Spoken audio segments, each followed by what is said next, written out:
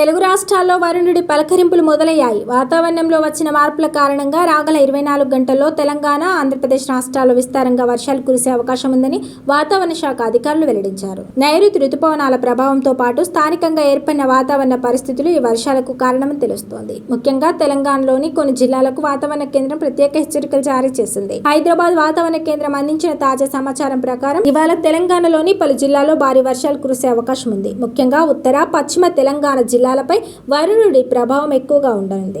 మెదక్, కామారెడ్డి, ఆదిలాబాద్, ఆసిఫాబాద్, నిర్మల్, మంచిర్యాల, నిజామాబాద్ జిల్లాలో అక్కడక్కడ ఉరుములు మెరుపులతో కూడిన భారీ వర్షాలు పడొచ్చని అంచనా వేస్తున్నారు.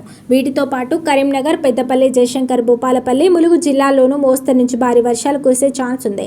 ఈ జిల్లాల ప్రజలు, రైతులు ప్రయాణాల సమయంలో తగిన జాగ్రత్తలు తీసుకోవాలని అధికారులు సూచిస్తున్నారు.